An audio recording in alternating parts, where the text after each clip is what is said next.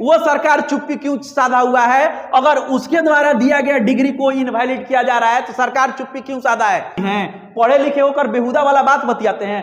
पैसा से नॉलेज आता है कि आप 1 लाख खर्चा किए हैं, 10,000 खर्चा किया, यानी तो कह रहा है कि एनआईओएस डीएलएड स्पेशल डिग्री है, स्पेशल डिग्री वैलिड नहीं है। तो यहां पर भी स्पेशल लीव पिटीशन जो आ रहा है सुप्रीम कोर्ट का, तो क्या ये अगर इस पर अगर कोई डिसीजन आता है तो ये वैलिड होता है कि नहीं होता? ब्लैक रेट में खरीदिएगा तो पैसा ज्यादा लगेगा कि नहीं लगेगा? चेयरमैन का भाषण सुने थे, चेयरमैन का स्टेटमेंट सुने थे, उसमें क्या कहा गया था कि आप हर बहाली प्रक्रिया के लिए एलिजिबल होंगे। दम है तो जाके कोई 4-5 एनआईओएस डीएलएड वाले के सामने आप भीड़ के देखिए, आपका नानी नहीं याद करा देगा तो आपको पता चलेगा कि आपका क्या है। मुद्दा अभी है एनआईओएस डीएलएड। एनआईओएस डीएलएड का जो मुद्दा बना हुआ है, मेरा कहना है कि अभी जो सरकार है, चाहे राज्य में लिया जाए या देश में लिया जाए, जो एनआईओएस डीएलएड कराया हुआ है वही सरकार अभी भी है। वो सरकार चुप्पी क्यों साधा हुआ है? अगर उसके द्वारा दिया गया डिग्री को इनवैलिड किया जा रहा है तो सरकार चुप्पी क्यों साधा है? क्या सरकार भी इसमें शामिल है? सरकार भी मिला हुआ है।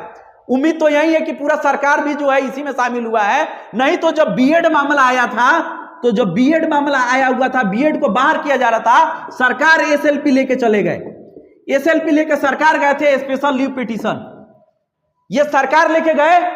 और अभी जब एनआईओएस के साथ में कुछ हो रहा है तो सरकार पीछे हटा हुआ है। अभी एसएलपी लेके क्यों नहीं जा रहा है सरकार?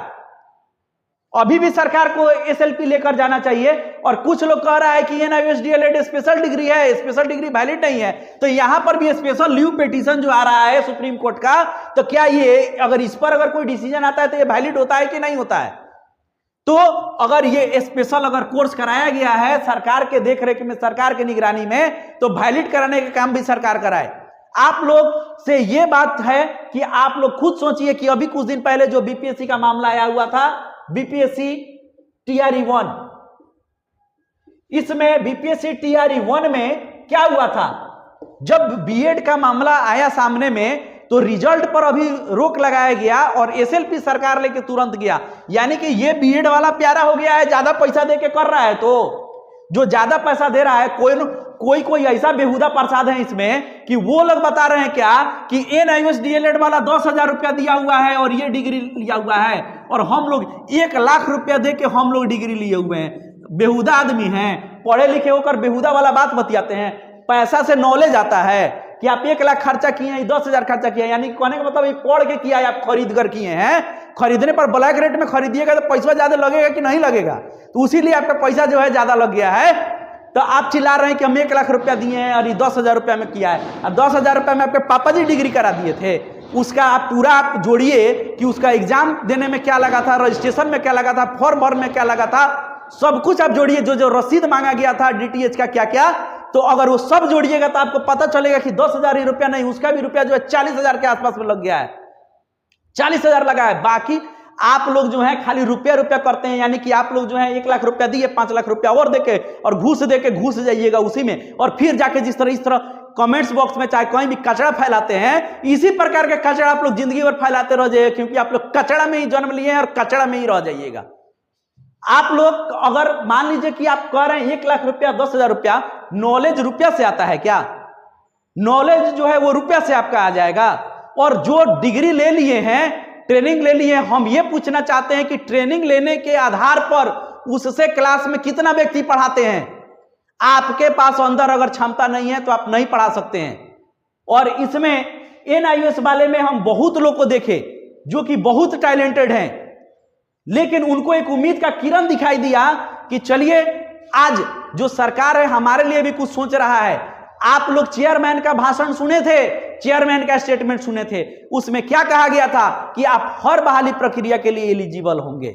ये स्पेशल कोर्स कराया जा रहा है, तो स्पेशल कोर्स कराया जा रहा है तो यहां पर भी जो एसएलपी आता है स्पेशल, तो इसका वैल्यू नहीं होता है क्या? अगर इस मान लीजिए कि अगर इसका वैल्यू नहीं होगा तो इसका भी वैल्यू नहीं होगा। अगर इसको नियोजित के साथ ट्रेनिंग कराया गया है तो इसका मान्यता जो है ये नियोजित की तरह ही मिले, और इसमें भी 5 बार एग्जाम में शामिल होने का विशेष लाभ मिले।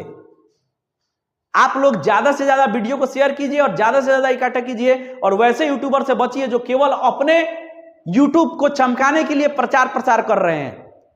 सच तो बहुत लोगों को कड़वा लग रहा होगा। अभी देखिएगा कमेंट्स बॉक्स में भी बहुत बहुत ऐसे भी होंगे कि अपने से बहुत जानकार बन के कमेंट्स करेंगे, और उनको अगर बुला के अगर 2-3 झापड़ दिया जाए कि अगर उल्टा सीधा नॉलेज दे रहा है तो 2-3 झापड़ दिया जाए तो कहीं से कोई पाप नहीं है, वो लगेगा इसी में अभी अपने आप से जजमेंट देने। और उस बेहुदा को यह भी पता नहीं है कि इसका रियलिटी क्या है, वो केवल चाह रहा है कि उसका अपना ज्वाइनिंग किसी तरह हो जाए, टैलेंटेड लोग को बाहर रखा जाए और उसका ज्वाइनिंग हो जाए। वो तो बीपीएससी टीआरई 1 दिया, उसका नहीं हुआ, बीपीएससी टीआरई 2 दिया, उसका नहीं हुआ, 3 भी देगा नहीं होगा, उसके पास टैलेंट ही कहाँ है। वो केवल चाहेगा कि लोग को बाहर करते रहे, बाहर करते रहे, बाहर करते रहे, और वो खुद नहीं जाएगा और खाली रुपया पैसा का बात बतियाएगा कि इतना रुपया दिए, उतना रुपया दिए।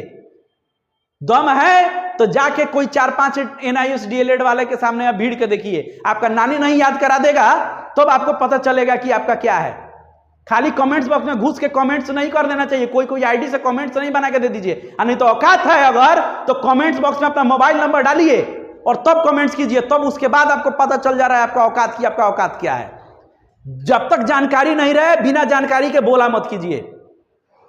और आप लोग जो एनआईएस डीएलएड वाले हैं आपस में एकता बनाइए, ये सरकार के द्वारा कराया गया है, आप कोई कहीं से फर्जी डिग्री नहीं खरीदे हैं, जाकर आप एग्जाम दिए हैं, आपके पास एडमिट कार्ड है, आई कार्ड है, आपके पास हर कुछ है।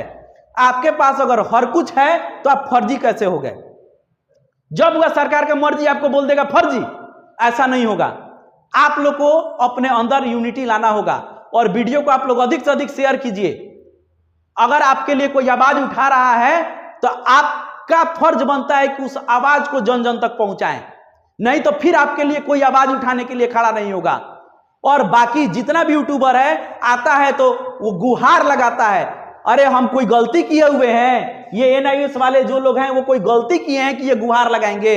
इनका जो मांग है वो जायज मांग है, वो मांग को पूरा होना चाहिए। ठीक है, फिर हम लोग फिर मिलेंगे किसी वीडियो में, तब तक के लिए आप लोग इस वीडियो को शेयर कीजिए।